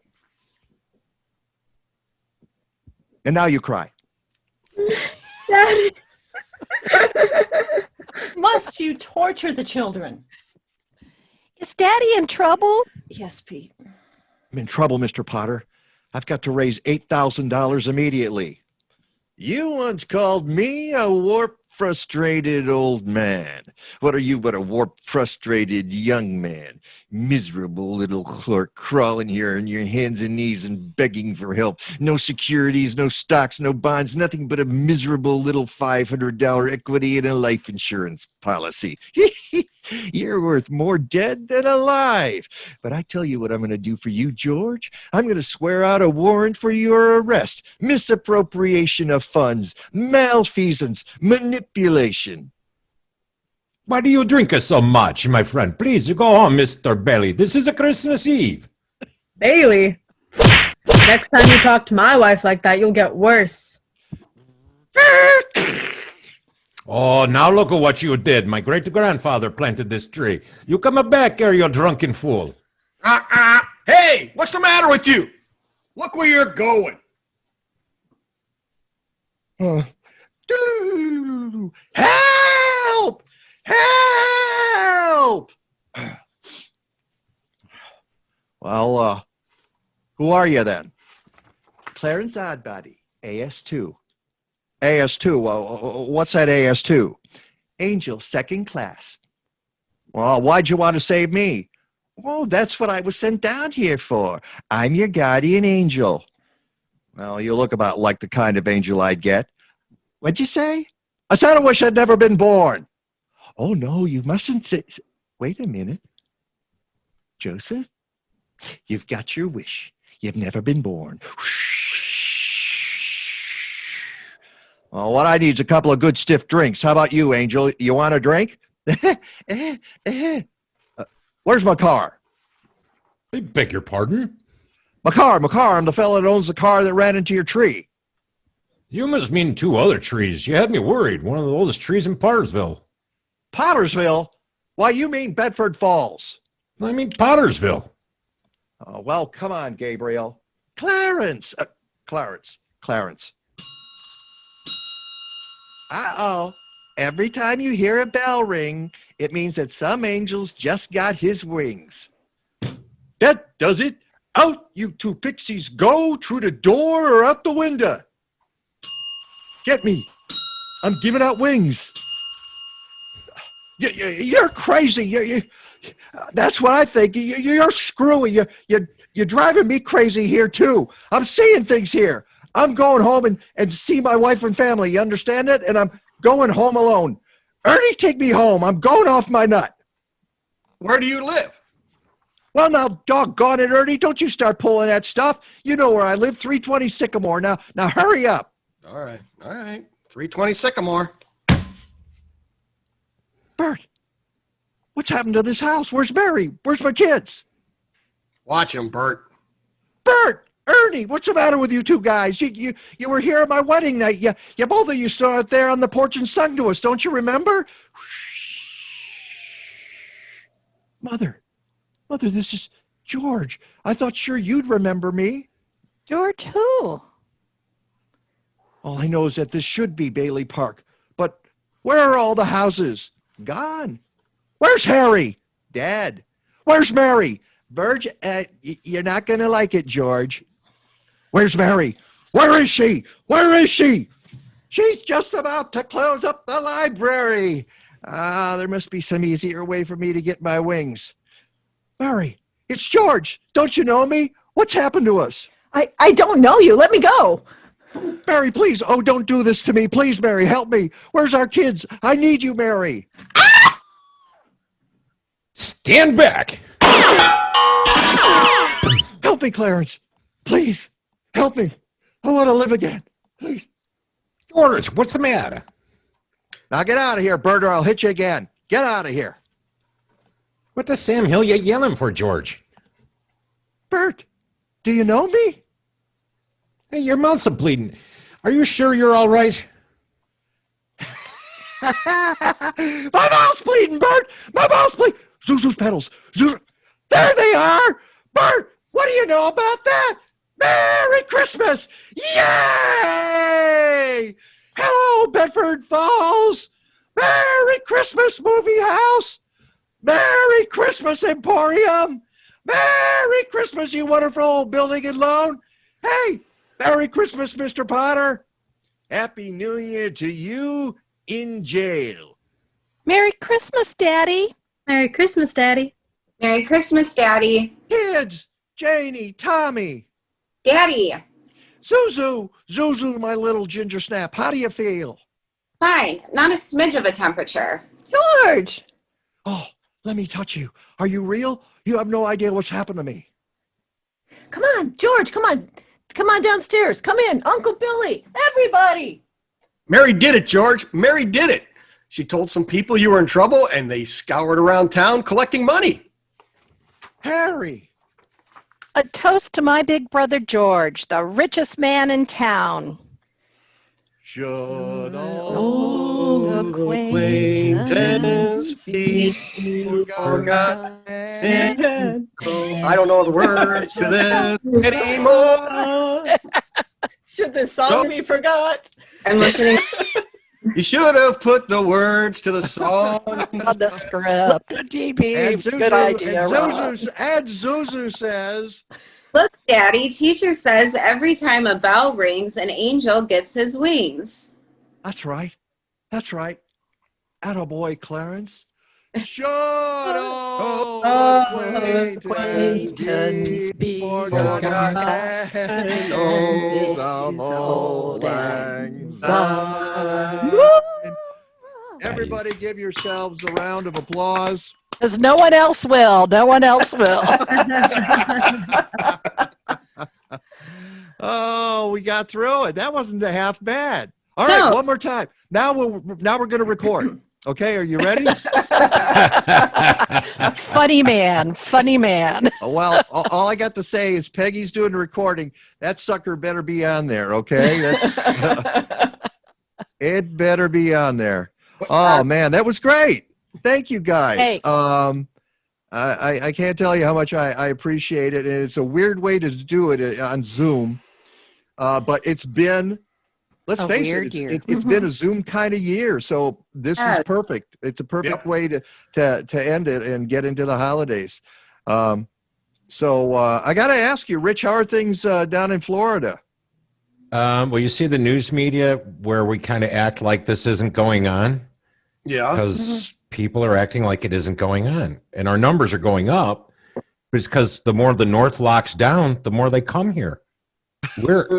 We are so inundated with snowbirds, it's insane. Wow. So wow, that's fortunately, you walk the beach, it clears your head. It seems to work well. As long as you stay away from people, right? Yeah, no. They have open bars and restaurants down there. Oh, yeah. No, everything's wide open down here. It's the crowds. We stay away from those crowded areas, the true tourist traps. But, yeah, I mean, you get on a boat, you're fine. I mean, you can't buy a boat down here. Can't rent a boat. Why? They're all like campers. Everybody bought everything. Yeah. Oh, right. It's just they're like getting the away. RVs. RV sales are going through the roof. Yeah. And Melinda, do you guys have snow on the ground there yet? It seems like Just only look on my behind her. property. We had a little bit of snow on Sunday. It's been kind of cold, so it's lingering, but just not that much. So not too bad. Oh, the Wisconsinites are all going to Florida. Everybody's all going to Florida, except that Ron's here working. We're all here working. Yep. Ellie's here working. Kayla's here working. So Peggy's here working. Well, feel fortunate you're working. There's too many people I see that are hurting from just not I know. working because of these shutdowns. I mean, it's a very tricky thing. Well, last week on the show, we had a restaurateur and a bar owner. One of them is going to keep going during the winter, and the other said, no, we're gonna shut down until the spring, and everybody has to make a choice on it. And Peggy and I are lucky we get to do this stuff. And keep going, and you guys are still building. I know that the trades we can't build them fast enough. No, a house on our island doesn't last more than 4 days. Well, Ron, you just came from a job today, so you're and I imagine with the warmer weather, you've kept going a lot too, right? Oh yeah, no, once the shutdown, once they started lifting that, it was just game on. It's just because everybody's stuck at home, so they're like, you got to come do this kitchen. You got to get this bathroom taken care of, this basement. Outside areas, patios, decks have been going crazy this year. Porches, screen porches, 3-season rooms. It's a lot of what people are wanting to add on right now. Right. So wow. Landscape, hardscape. Yep. And you can't hire people. You can't find anybody good out there. So. Down in Naples, they got millionaires that are stuck in their place because they can't go. They don't want to stay in New England or whatever, so they stay in their gazillion-dollar properties down here, and they're doing $300,000-$400,000 landscaping jobs because they're now staring at bushes going, I don't like those. Take them out. Well, Melinda could help you with that. Exactly. Well, on a side note, Ron, I got a house I got to show you. This house is $60 million build. It is 42,000 square feet. It's all poured in place concrete, including the roof. Wow. And he's shooting for net zero. Holy smokes. Yep. Wow. The guy's an investment banker who actually, he knows he's being goofy, but he's shooting for net zero on it. Is that the one you're doing right on? That's like across the street from the beach? Down the street from him, but. Oh, okay. Yeah. That's very cool. Folks, thank you so much again. I really appreciate it. And Melinda, I will try to help you get your reputation back. Okay. I will. Maybe I need to look elsewhere for that kind of help, though. No offense, Mike. Ellie and Kayla, thank you guys so much for jumping in and just being part of the madness. And of course, Rich and Ron, as always, you can't get away from this either. So. It's all good, brother.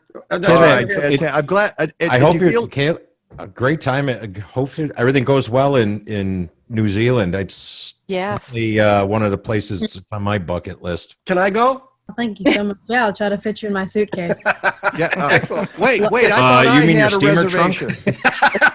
That steamer trunk's gonna get one leg in. That'll be about it. Yeah, that's just fantastic. We'll keep you posted. Thanks again, all. Guess what? Rick DeMaio, weather coming up next. It's the Mike Nowak Show with Peggy Malecki, and we'll be right back. Thanks, Mike Nowak. At this time of year, we spend a lot of time indoors with our plants, so help them thrive. The plants you're viewing were treated with Leafzyme, a foliage spray designed to activate beneficial microbes already present on the leaves. A spritz every few weeks promotes growth-enhancing microorganisms that process dust and other particles into nutrition that indoor plants can absorb through their leaves for beautiful and vigorous growth. Go to blazing-star.com and check out their BioGarden line for home gardeners.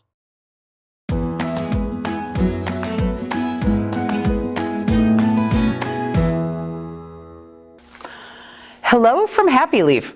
This is BJ Miller, the horticulturist here on staff.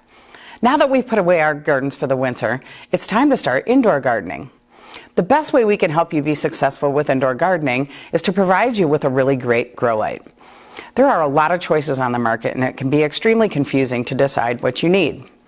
Our goal here at Happy Leaf is to provide you with a light that lasts a very long time and makes your plants really happy.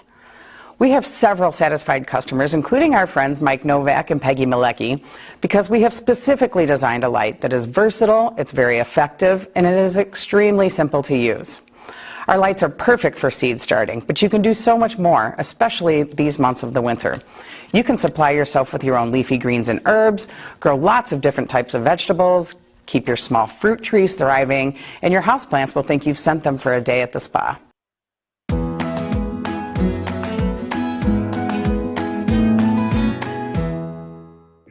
You have the ability to give your soil a superpower.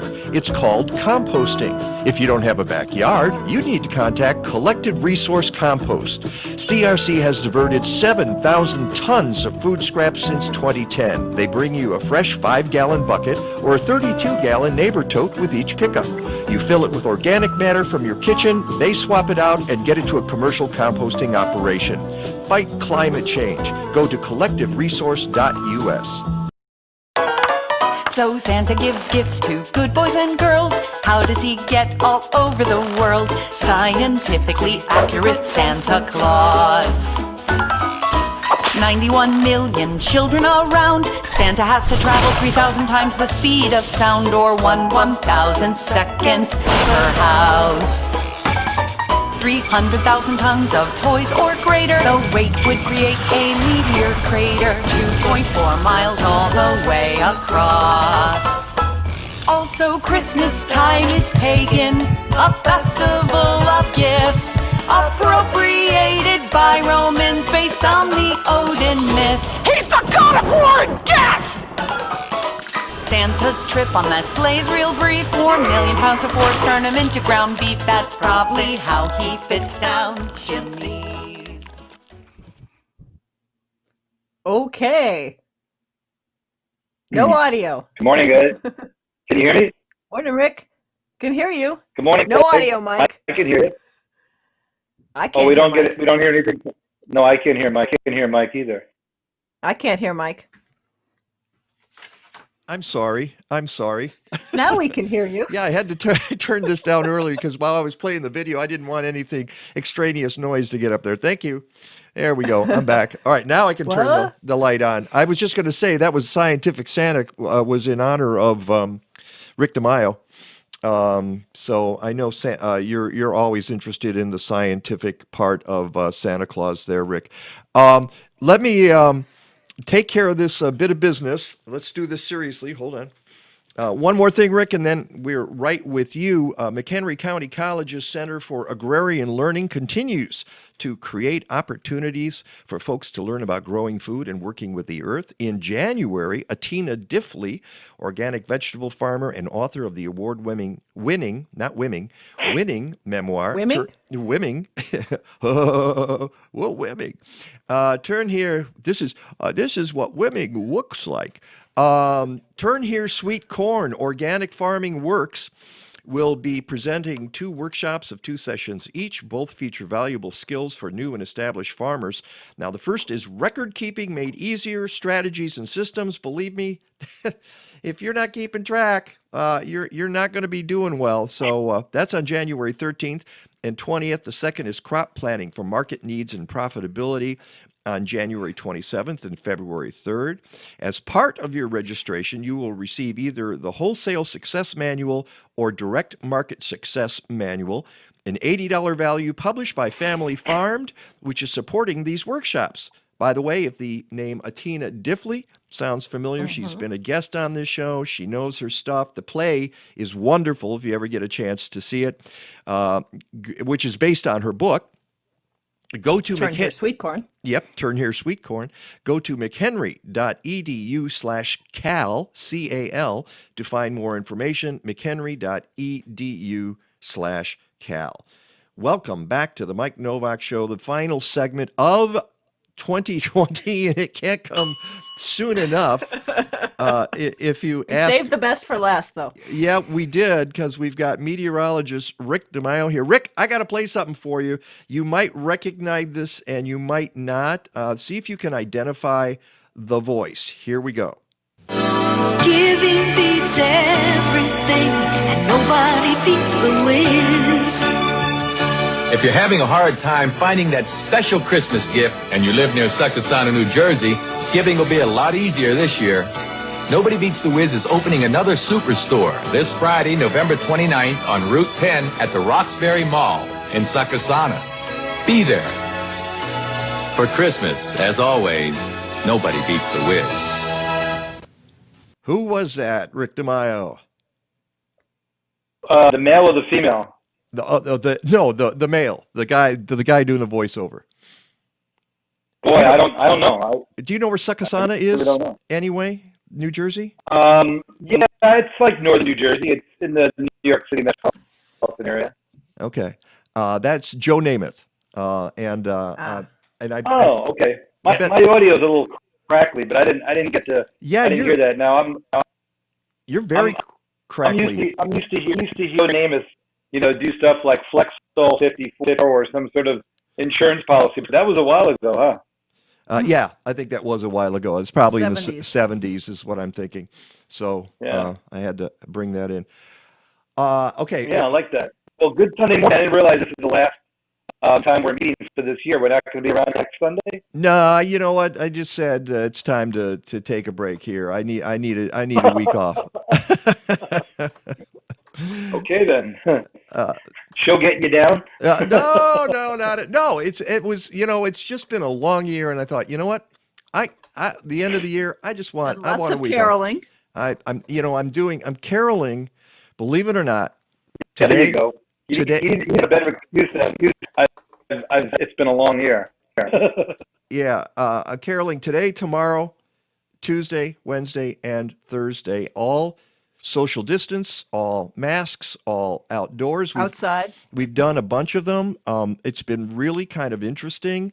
And people are really nice, and they're just desperate to have a halfway normal Christmas, but they're being really good about giving us space, and we don't even get near the audiences usually, and they're all outdoors, and it's just been really a kind of a fascinating time to do that sort of entertaining. Yeah, I would think that any time that you can have a little bit of normalcy during what has been a bizarre, abnormal year, weather-wise, political-wise, health-wise. I mean, 2020. Who would go figure that when you hear the numbers 2020, people always say, hindsight is 2020, right? And you would have thought that the year 2000 was going to be a turning point. We're going from one century to another. Although some people say 2000 was the end of the 20th century, which they are correct. But yeah, this is really bizarre. And here we are finishing up the year, since we are finishing today, with a sunny Sunday. Yep. I mean, you look outside and there's no snow on the ground. It's pretty nice. And guys, I have geraniums. I'm not kidding you. I have geraniums blooming in the front of my house in a pot. They're up against the wall, so they're obviously getting a little bit of heat from the building, and they get a lot of sun during the middle of the day. But it's unbelievable. It's the 20th of December, and they're probably going to continue to do until one comes to Wednesday night. So, Mike, if you're going to be out and about Wednesday night, strong front comes through, and if you're going to be out on Thursday, which it sounds like you are, it'll be the first true winter day where we have temperatures like in the morning, like in the low teens, in the afternoon, the low to mid 20s with like 40-mile-an-hour winds. So Thursday, Christmas Eve is going to be pretty cold, but so far this has not been bad for December. We're running actually 5.5 degrees above normal. I'll take that in December up until the 20th. Yeah. Daytime highs above 32 for like some huge amount of time this year. Yeah, it's pretty amazing, Peg. But not only that, but the overnight lows have been pretty mild as well. We have not really had many super cold days yet. And I was looking at the average temperatures, and obviously we talk about meteorological winter begins tomorrow. That's when the sun is at its lowest point in the sky and is up for the shortest amount of time. We've already actually in the last, I think, 3 days begun to increase the time when the sun is setting. So it was at one point 4:19. Now it's 4:21. But as the sun rises, it's getting later, and there you go. That'll continue to do so. For the next couple of days before we really turn the corner. So this time of the year, even though people say, "Oh, I hear that once we turn from the first day of the last day of fall into the first day of winter, the sun is now up for a longer period of time." It's like about 10 or 15 seconds. It really doesn't make a difference until about the third week of January. But it's the mental realization that the days are getting longer. Oh yeah, no, you're right about that, Peg. It's amazing. I think by like the end of January, the sun is setting down. It's like 5 o'clock, and we get excited about that. But the pattern does look like it's going to turn cold around here for Christmas Day, without a doubt, Christmas Eve night and Christmas Day. And believe it or not, we get right back into a brief warm up, like 2 or 3 days before, and then we turn really cold the first week of January. But that's what we should be doing. It should be time of the year, and as long as we don't have snow on the ground, the cold is kind of modified a little bit. Yeah, well, I wish it would hold off for just one day, because the 24th, I'm going to be outside singing. It's going to be brutal.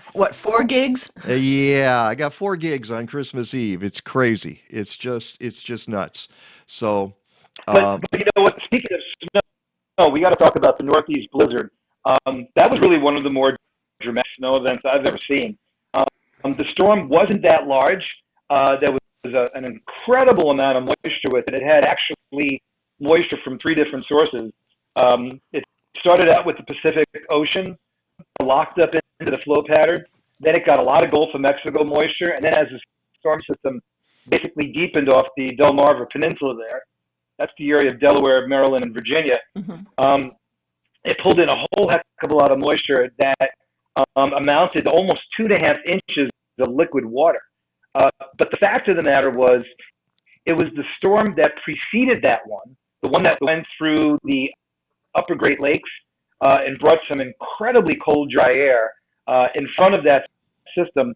That's what created the 2.5 to 3 inch snowfall rates per hour, meaning that it was snowing at like 15 to 15 degrees Fahrenheit. It was a very, very fluffy snow. Given the fact that it was so cold and dry in advance of that, that's one of the reasons why you had 40 inches of snow in some areas of northern Pennsylvania and southern New York. If that would have been a more typical nor'easter, you would have probably had maybe 24 to 30 inches of snow. But this was pretty impressive, and it also led to the reason why you had phenomenal amounts of rain and sleet in areas like Washington, D.C., Philadelphia. New York City kind of stayed out of that. But by and large, this was mainly a New York to Boston storm. But anyway, you slice it. When you get 40 inches of snow, that's remarkable. I mean, there were places that got more snow with that event with this event that occurred with the storm of the century back in 1993, which broke snowfall records up and down the eastern seaboard. So this was noteworthy, without a doubt. yeah, that it was. It's one of those storms. When we get nor'easters, I look at those and I think that's something that just doesn't happen here in the Midwest. And I was thinking about all the movies from the 40s where the winters are always chock full of snow, and I think, well, yeah, they all take place in Connecticut, and so that's why. And we just don't. It's not the same here in Chicago. No, and to really put that into perspective. There's nowhere else on planet Earth that nor'easters outside of maybe the northeastern part of Japan. So the northern island of Honshu, and the most furthest north, which is Hokkaido, they get those storms because you have the same sort of physical makeup. You have a large landmass to the west and a large ocean to the east. And there's only 2 places on Earth that have that: the east coast of North America and the east coast of Asia. And those are the only 2 places, literally on planet Earth, where you have the combination of maritime polar air and maritime tropical air literally meeting up and creating phenomenal pressure drops and 30 to 40 inch snowstorms. And when you put that over the largest metropolitan complex of cities in a row, meaning the Boston metropolitan area and down to Washington, D.C., yeah, I mean, you have 100 million people who are affected by that. It doesn't happen in Tokyo. It doesn't happen in Beijing. It doesn't happen in Moscow. It certainly doesn't happen in London or Paris. and it doesn't happen anywhere in the southern hemisphere. So if you really put it in perspective, the northeast of the United States, or the northeast of America, or the northeastern part rather, that's the only place in the world. And even if people in Canada, yeah, but we get a lot of snow as well. Montreal and Ottawa and even Quebec City are kind of northwest of that. So it's really the United States. And it wasn't until the first big blizzard of 1888 in the, quote, technological era, did we realize how much we are hindered by big winter storms here in the United States. And it was pretty amazing. I know that there was an article written recently in the New York Times about climate change and winter weather. And although we know that we do get more snow with a warmer atmosphere, it tends to happen more infrequently. It tends to last on the ground less. And there's a lot of uncertainty about exactly how climate change is impacting not only winters, but winter storms. Those are really two different things. So when you think of winter, you think of cold and snow. But I remember back in December of 85 and January of 86, it was a phenomenally cold year. Yeah. You had no snow. And then you can have incredibly snowy winters without the cold. It's very rare that you have both the cold and the snow. And that last happened 2013, 2014, and then again in the winters of 77, 78, 78, 79. So you get those combinations, those are few and far between. Okay. You're having a little audio problem here, so what I'm going to do is have you do the forecast, and then we'll wrap it up. And then when we come back in the new year, we can talk. I think your observation, by the way, about the northeast part of the United States, I had never heard that before. No. It's really pretty amazing about geography and climate and weather, and the fact that we have that center, and it is a center of information. And you were right to point out the blizzard of 1888, because that was a spectacular blizzard. Kathleen was looking at some photos from it very, very recently, and so it and actually trying to determine whether one of the photos was a fake or really came from the blizzard. That was pretty interesting. But because it's such an information center, yeah, you hear about those storms all the time. It's the information capital probably of the world, and so that's why we know about those storms. So why don't you give us a forecast going into the new year, and then we'll wish you a happy new year. Yeah, so again, the recent mild weather will continue today. We'll probably see a temperature up to about maybe 41, maybe 42 degrees. There is a little clipper system that's going to come through here tomorrow morning. Don't be surprised if you wake up and it's cloudy and snowing for about 2 or 3 hours. If we get a ding to a half inch, that should be about it.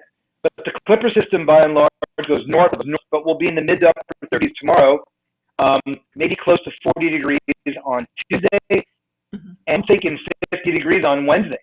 Overnight low on Wednesday, 50 on Wednesday, Peg. The overnight low Tuesday night into Wednesday will probably be about 40, but the numbers that will go in the book for the day will probably be about 30, because the cold front should come through probably like Wednesday afternoon. But we're going to have showers. We're going to have maybe an isolated thunderstorm. That's right, a thunderstorm possible on Wednesday. Ahead of this system, a thunderstorm. Yeah, there's a possibility of some thunderstorms on Wednesday. Depends on how much moisture gets into this. But this front should really be here, and we'll be back into the mid-20s for a high both Christmas Eve and Christmas Day. Normal high right now is 33. Normal low is about 20.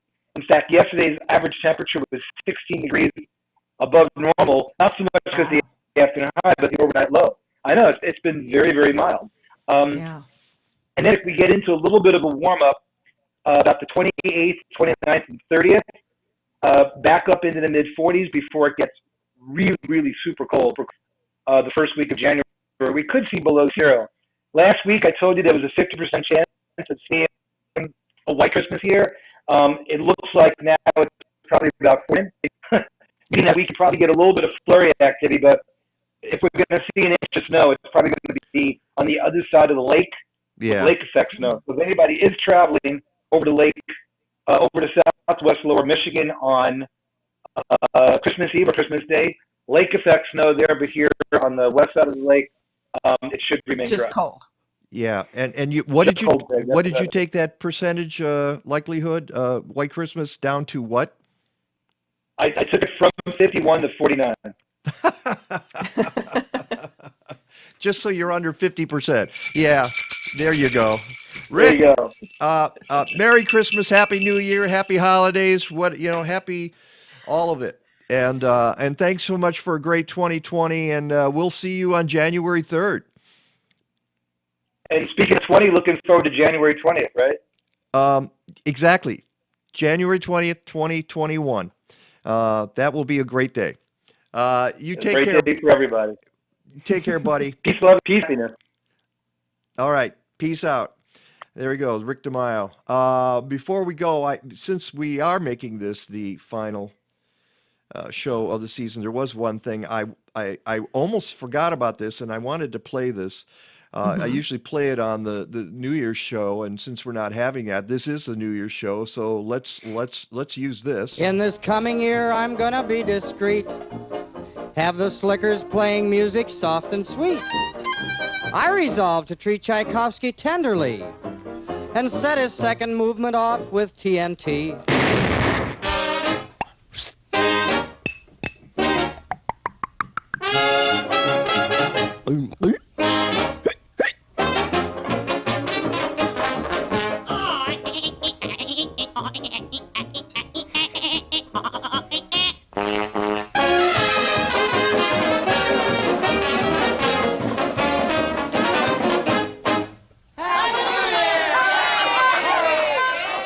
Yeah, there we go. Got to play Spike Jones at least once during the season, and I think we're ready to do this as well.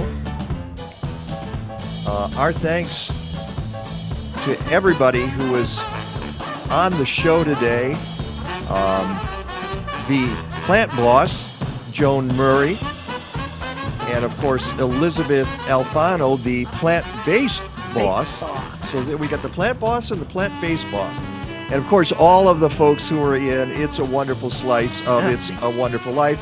Not ready for Anytime, Anywhere players? Yeah. Exactly.